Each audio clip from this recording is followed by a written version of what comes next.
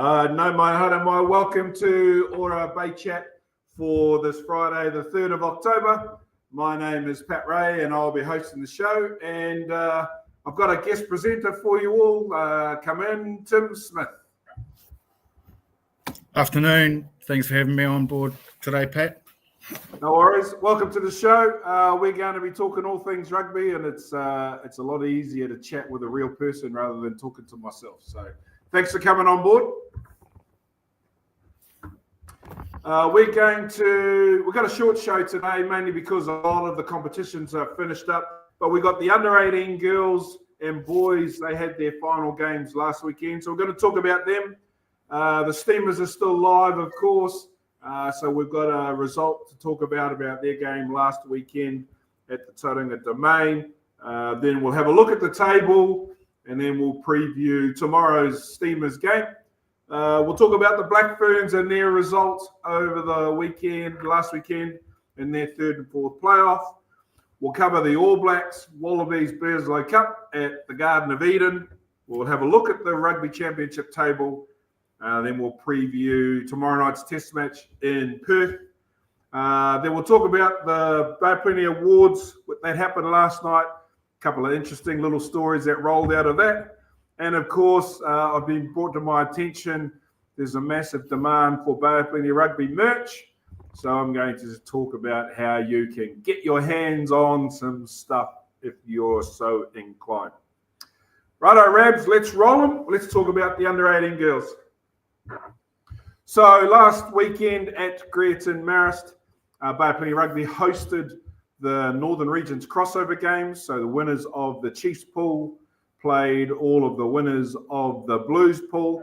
Our under 18 girls, as previously described, they went through top of the table. So they played the top Auckland team.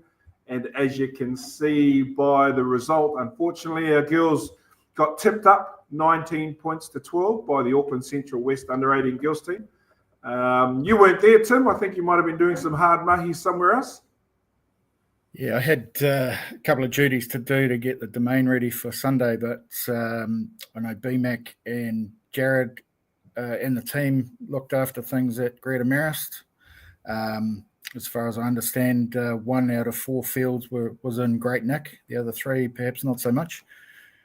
That's typical of our wee club there, unfortunately. But it was a great occasion, great day to have 8 games being hosted there, which was awesome. Yeah, with all the girls' games kicking off at 12 o'clock, 1v1 on the number 1 field. So that was our girls versus Auckland, 2v2, 3v3. And then on the number 4 field, we had one more round robin match from the other pool, which was King Country versus Thames Valley. So the girls finished off in second place overall, which is not a bad result considering you think there's about 8 or 9 teams that participate in that competition. So they went through unbeaten through the Chiefs pool and unfortunately got tipped up at the final hurdle. But well done to Chris Falwasser and his crew to getting the under 18 girls team to where they did. Second placing on the table, I think, is a bloody good effort. Yeah, I saw them play in Whakatane a couple of weeks ago as curtain raisers to the Volcanics, and the skill level was outstanding for those young girls, and really good to see what the future holds. Yeah. All right, let's kick on to the under 18 boys team. They unfortunately didn't finish top of the table in the Chiefs. They got pipped in one of the games, so they went through to the third versus fourth playoff. And you can see there that was played on the number 2 field at Greerton last weekend, and had a great result over the what was considered the top Auckland team, Auckland 1A, who got pipped in one of their games in their round robin. So 42 points to 21. I had the pleasure of running touch for that game. That was outstanding. Our boys played really well, scored some really good tries. In the second half, they brought on what could only be described as a 25-year-old. He was an absolute massive beast of a kid. Big Islander boy, played tight head prop.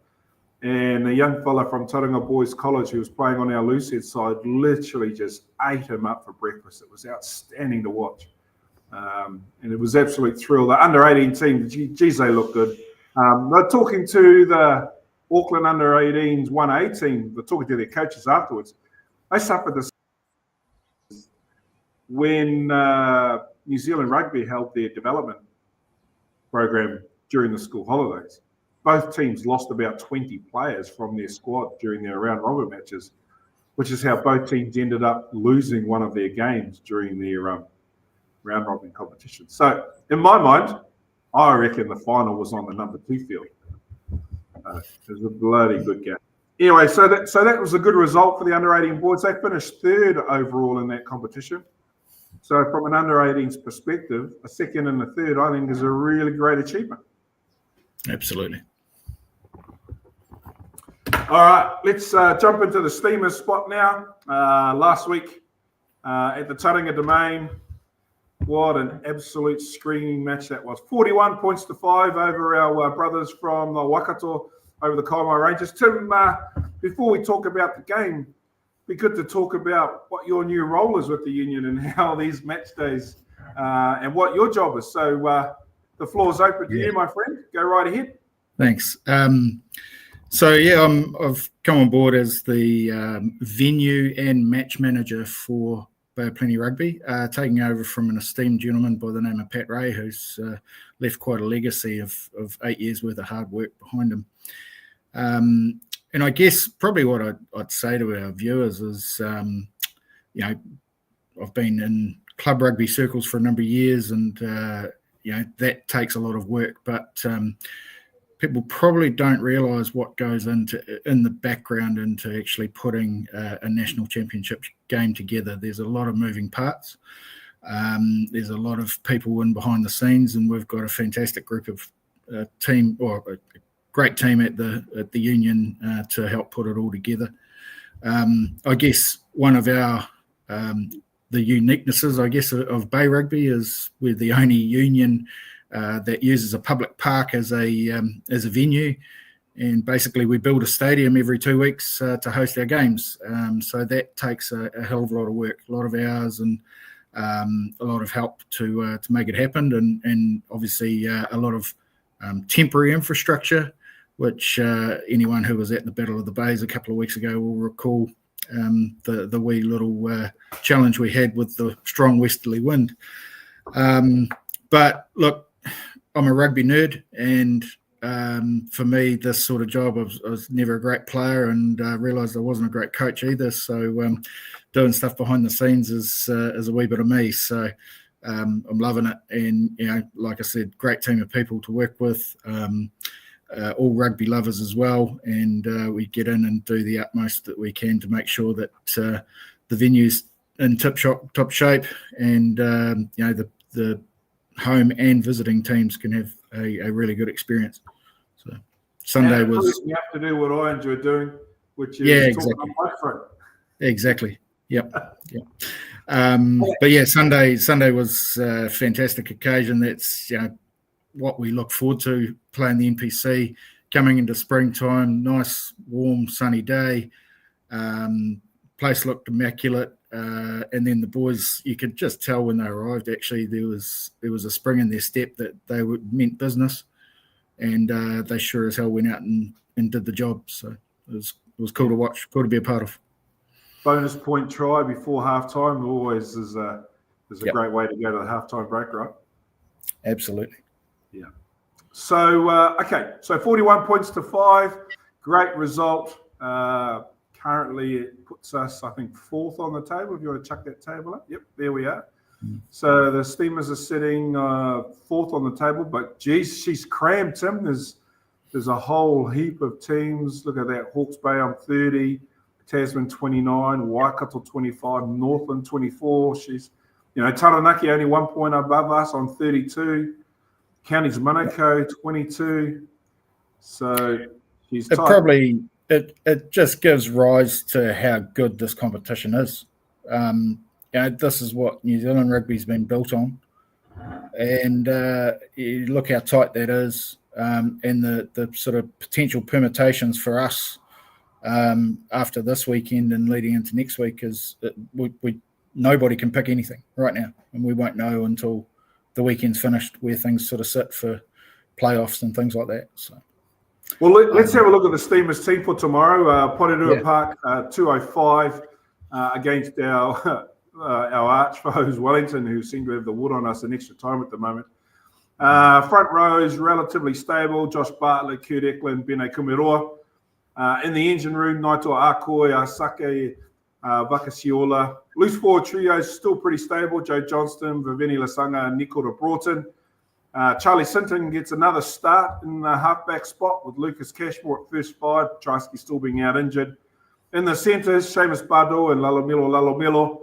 Our explosive wingers, Fehi Fingiana Nofo and Kelly Lasanga and Cole Forbes. That's a pretty good starting 15, Tim.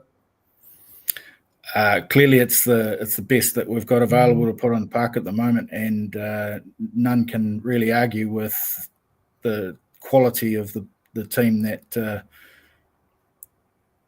Waddy and Co are putting on the park for tomorrow. I know that they're laser focused on what they want to achieve, and I'm sure they'll go down there and do the business.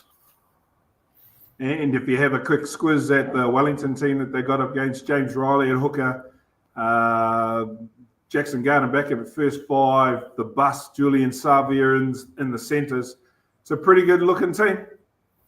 I couldn't help but make a shout out to former Greta Maris player Lossie Filippo at centre as well, mate. Yeah. Just having a look at our bench. Haireti Hetet returns from Fijian duties, joining Arana Miller, who debuted off the bench last week. Shone Tupou, Felipe, Jacob Norris, Juddy coming back from injury. Rion Paul had a good game last weekend, and Ngarohi Magavi Black. It's that's a good bench as well. Yeah, absolutely. I guess it's worth a shout to the two rookies as well in the starting lineup for tomorrow too, Charlie and Kelly. Both recognised at the awards last night, but two young boys there that have really taken their opportunities in the latter part of the season. And they're two players definitely to watch for the future. Yeah. Hey, you have had an opportunity to have a look at all of the upcoming fixtures. Let's have a look at the games coming up because you mentioned earlier we don't really know what the story is until probably Sunday afternoon. So we have a look at North Harbour and Southland tonight, 7:10. Yeah. Second to last versus last. So probably not much of it. Okay? Yeah, so 7 games this weekend, and only the game tonight is meaningless towards the quarterfinal makeup and shake-up. And from a Bay perspective, I guess first things first, we're locked in for a quarterfinal. We're definitely going to make the top 8. In fact, the lowest we'll be able to finish after this weekend is 6th. So, well done, boys. Definitely made a quarterfinal.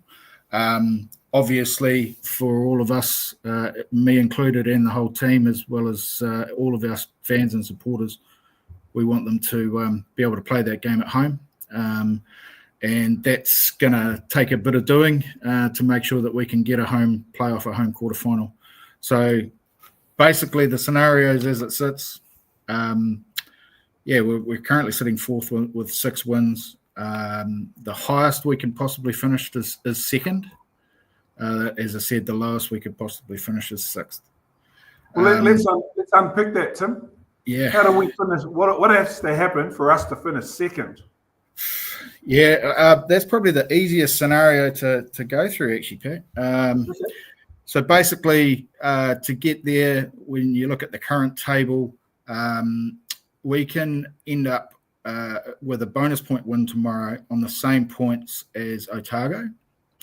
And as long as Canterbury beat Taranaki, then we will sit in 2nd on the basis of having a far, far superior points differential, which is sitting at plus 135 points at the moment, which is 2nd overall in the competition. So because we haven't played Otago in the round robin, because we don't play every team in the round robin, that rule comes into play that we would be above them on the table due to points differential. So we need Auckland to beat Otago tomorrow and not allow them to get any bonus points. Obviously, we need to go and beat Wellington with a bonus point. And then if that happens, the only other thing to make that scenario come about is Canterbury winning the final game of the round late Sunday afternoon. There is, dare I say it, there is a scenario that we could win tomorrow and still potentially miss out on a home court final. Oh, okay. You better tell the viewers how that's what happens there. So how it works is if we win without a bonus point and Hawke's Bay win with a bonus point, because they, and we all hate to recall that one, but because they beat us in the round robin a couple of weeks ago, that rule takes precedence. So whoever won the round robin game goes higher in the table. So that way, then if Taranaki beat Canterbury, I think, and Otago win, then we would actually fall to 5th and potentially 6th if Tasman wins. So, we have got that hanging over us that we could still go down to Wellington tomorrow, win, and still have to play away next week. So, like I say, I know the boys will be laser focused on making sure that that's not the case. They want to be masters of their own destiny. So bonus point win will secure us everything. So, but as I said, we won't know until the end of the final game on Sunday. We'll know by tomorrow night whether we're playing a home quarterfinal or not. But we won't know till Sunday who that will be against, or where that will be, or when. So we've had to plan this week for every potential scenario, which includes either Friday night or Saturday night in Rotorua, or Saturday afternoon, or probably a long shot Sunday afternoon at the Tauranga Domain. So there's a fair amount of pre-planning going on in the background, and a couple of meetings already set up for early Monday morning to work through whatever we need to work through for next week. Obviously, we're hopeful of a home game, and I think the idea of 4:40 kickoff at Tauranga Domain next Saturday afternoon sounds pretty cool for this time of the year and a nice hot spring afternoon. But leave it up to the boys. Yeah, that's crazy though that there's that second scenario, right, of win without a bonus point, and we could finish 6th. Yep. It just goes to show how close that competition really is. Really exciting Absolutely. stuff. Great for the TAD. Yeah. Great for the TAD. Hey, tell me, all those games that are being played on Sunday, what's the story there around? Is because of their Sunday games, is that why they can't have a Friday night game? Is that yeah, so again, part of the whole reason that we've got no certainty yet over where or when we could be playing a home quarterfinal is that there's 4 teams playing on Sunday that are all in contention for quarterfinals, including counties. And part of the collective agreement around game times and rules with the competition is that there has to be a minimum 6-day gap between games. So all of those teams that play on Sunday, none of them will be playing a Friday night quarterfinal. So if the potential is we could end up, the most likely one would be Taranaki playing against them. And so if we play Taranaki at home, it won't be Friday night, but when it will be, still don't know yet. Okay, all right. Well, there's a lot to think about. Imagine if you're running a ticket on predicting the games. That'd be a crazy bet. Not that we promote betting, of course, because none of us, we're all employees. I'm sure between Clint Austin, who's the national competitions manager at NZR, he'll be having a sleepless weekend, no doubt, looking towards what's going to happen with all the potential scenarios, and then he's got to work with Sky TV to get all the scheduling right. And at the end of the day, we'll be just told you'll be playing here at this time, and we'll go and make it happen accordingly. So. Awesome. Anyway, so Steamers 2:05 tomorrow, Porirua Park versus Wellington. For all of our supporters who live in the region, get along to the game. For the rest of us, we'll be sitting in the comfort of our lounges watching it on telly. Okay, that's enough of NPC.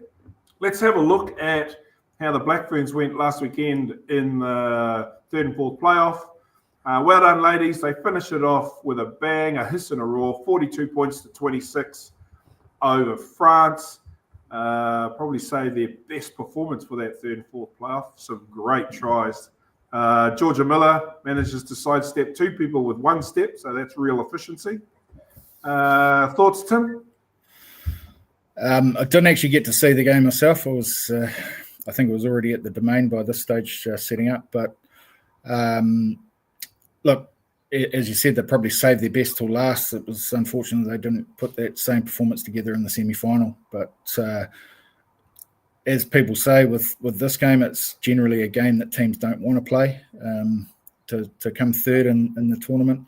But clearly the girls did, and they wanted to go out and redeem themselves a wee bit, and did that quite well. So it's good to see. And I've got to say as well, how good is Georgia Miller? They talk about her being the best rugby player on the planet, and they're probably not too wrong. I hear, and it was announced last week, Braxton Sorensen McGee coming to Mount Maunganui. She's going to be in the Sevens program, so I can't wait to have her floating around the office. Yep. All right, let's have a look at the Bledisloe Cup match from the Garden of Eden. All Blacks too strong there. Leroy Carter getting on the try sheet as well. 33 points to 24. Well, I know you definitely were watching this one because I'm pretty sure you were bugging me with text messages during this game. It was the classic game. I wouldn't say it was a game of two halves. It was a game of four quarters, wasn't it? The first 20 we played good vintage All Blacks rugby and fast out of the blocks, and it was looking really good. Credit to Aussie though, they came right back, and it shows how much their game has improved, and probably Joe Schmidt's got a fair amount to do with that. But they really took it to us. I guess we probably got the rub of the green with the referees' calls, which doesn't often happen these days for the All Blacks. So we'll take advantage of that. But it was also pleasing to see that last 20 as well, as instead of crumbling and going into our shells like we did against South Africa, we actually stepped up and closed the game out well. So, made for some nervous times, but good to see them working hard and redeeming themselves a little bit too. Gosh, don't the Wallaby supporters go ballistic when they don't win, and they just go a referee attack mode. It's just unbelievable. Pretty sure there's a few Kiwis that do the same thing, mate. So. All right, here's the team for tomorrow night. Tamaita Williams, Cody Taylor, Fletcher Newell in the front row. Scotty's back from injury with Tupou Vai. Simon Parker, Adi Savia, Peter Lakai in the loose forward trio. Cam Roygaard, boy, hasn't he been a breath of fresh air coming back. Damian McKenzie at first five. Estefan Nganuku gets his first start on the wing in this championship. Geordie Barrett, Quintu Paia off the back of his good performance last week. Lethal Leroy Carter on the right wing, and Will Jordan in his 50th at fullback. Thoughts on the team? For the most part, it's a form team. And, I like what I see. I like that they're giving a couple of guys that have worked hard off the bench a go.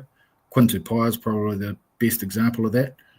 DMAC obviously gets a chance with Bowden injured, but he's got a real chance to shine here. So, look, it's not going to be easy. Perth's a long way to travel to, and they're going to have to work hard to put a good performance out. I think the game kicks off over there at sort of 5:30 or something in the afternoon, so it's probably going to be hot as.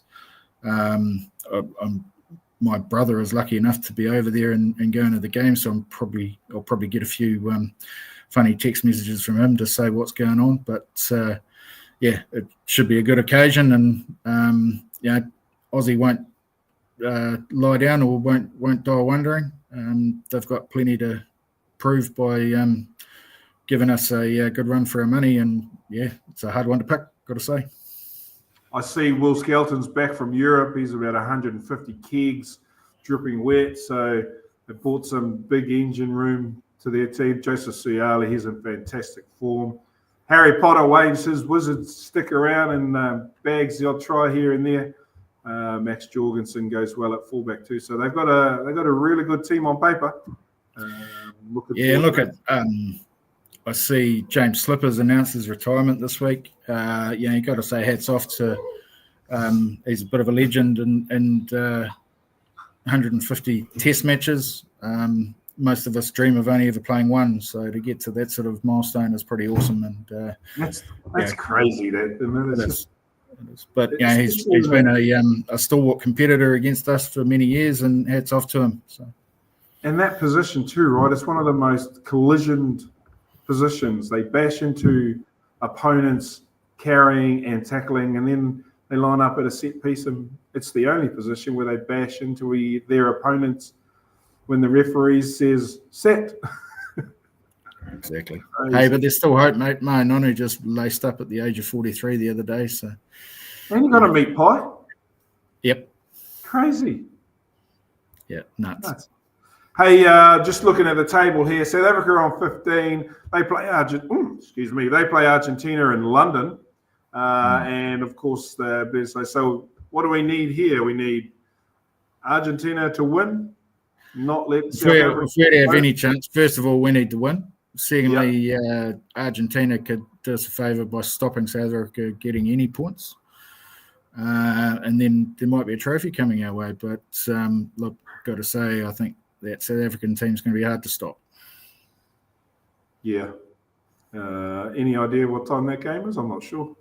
I think it's like 2:05. Oh, there you go. There we go. Look at that. 2 p.m. London time, so that's about 3 a.m. here. I think I'll be quietly tucked up in bed myself. Might watch the replay at 8. Yeah. Hey, I just want to touch on the awards dinner from last night. We had BOP Rugby had its awards evening last night. You got a chance to pop along. What do you think? That was a fantastic night.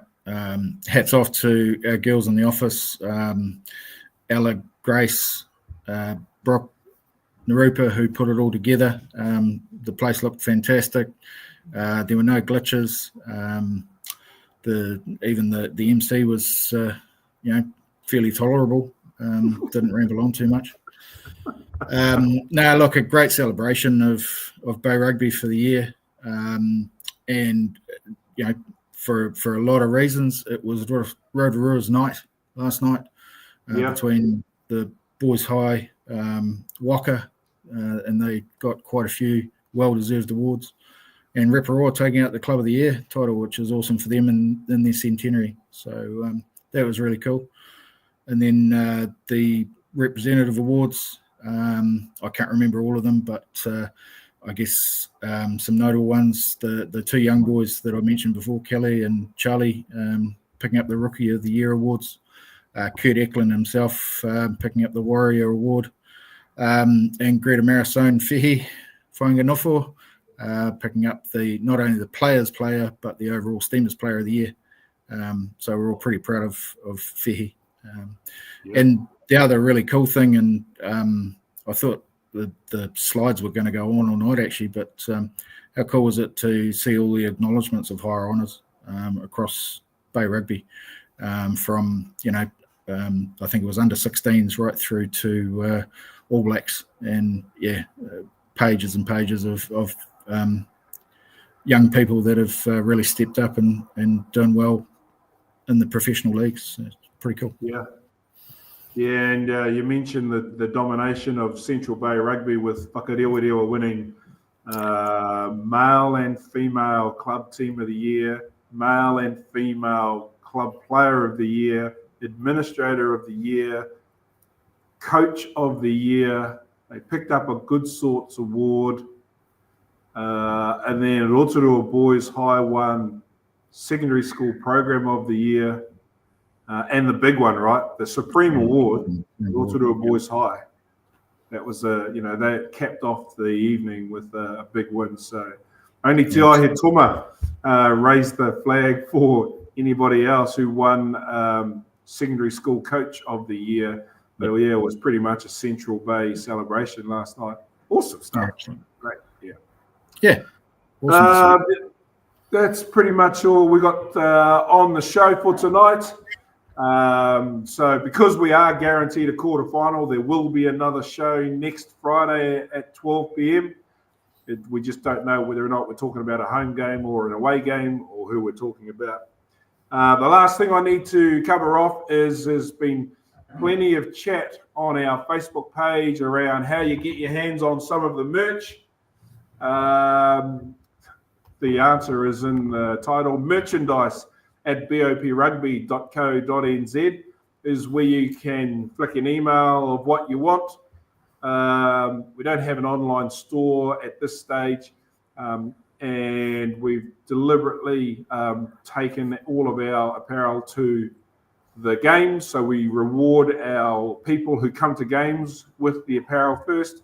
So if you can't get to our games, then merchandise at boprugby.co.nz is where you can get your hands on merch.